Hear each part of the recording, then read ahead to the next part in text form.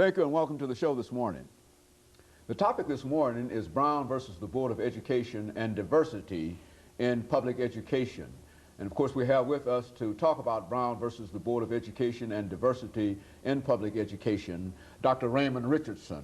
Dr. Raymond Richardson is the chairman of the mathematics department at Tennessee State University, and with Dr. Richardson is Dr. H. Coleman McGinnis.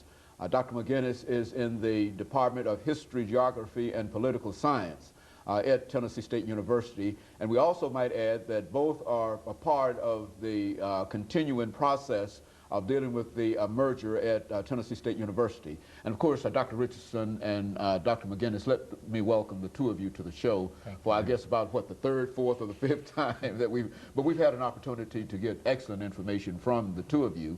And what we're going to try to do today is to deal specifically with the Brown versus the Board of Education decision, which the two of you know we celebrate the 50th anniversary in May of 2004. And what we'd like to do is to talk about that decision, and we've devoted at least 5 shows to this particular topic, and the two of you have the third show. We've already dealt with Brown versus the Board of Education and the law, and then Brown versus the Board of Education and segregation in public education, and now we would like to deal with the opposite, Brown versus the Board of Education and diversity in public education. But Dr. Richardson, before we start off, let's have you and Dr. McGinnis give us a few words in reference to your background, your education, and that kind of experiences, and then we'll get into a discussion of diversity in public education according to Brown.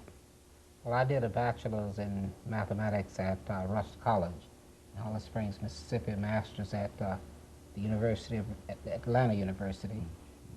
Further study at University of Illinois, and then a doctorate at Vanderbilt. And I've been at Tennessee State University on the faculty since 1965. Very good. Dr. McGinnis?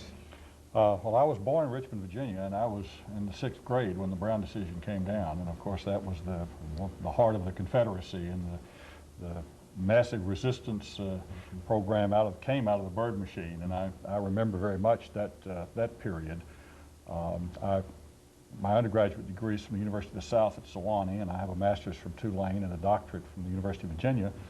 And I have been in Nashville. I came to what was then the University of Tennessee at Nashville in 1972, and have been there and then at Tennessee State after the merger in 1979. Dr. Richardson, I think you made a point earlier about the significance of the Brown versus the Board of Education decision in terms of general society and et cetera. Let's start off by having you to talk about it from that perspective.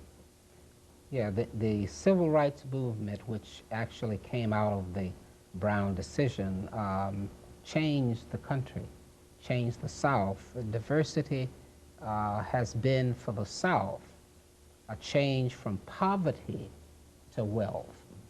The South before the civil rights movement was the laughingstock of the country. It was the poorest section. It had been, up until the Civil War, the richest section of the country. After the Civil War, the South sort of faded out of the mainstream of American economics. There was absentee ownership of the mineral resources of the South. The railroad came through the South, but no ownership in the South, and no jobs of the type that was in Detroit and in Chicago and so on. But after the civil rights movement, the South became one of the richest part of the country. It gave up its hold on overt segregation and gained in its stead wealth.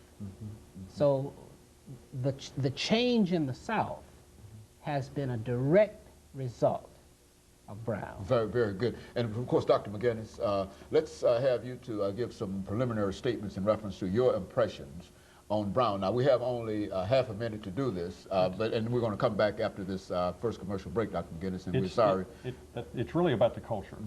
It's not that Brown, at least immediately, had that great an impact on the school system and desegregation in that sense, but over time it has been very much responsible for changing the culture in the South.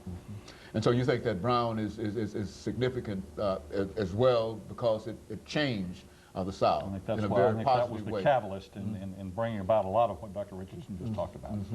Very good. And of course, we've got a few seconds before our commercial break. Now, when we come back, what we'd like for you to do is to look at the institution that the two of you represent and the way that institution has been able to respond to Brown versus the Board of Education in terms of diversity. We've got another individual who's coming on later to talk about some specifics in reference to that, but we want the two of you to do that for us. Of course, we'll be back with our audience following this very, very short commercial break.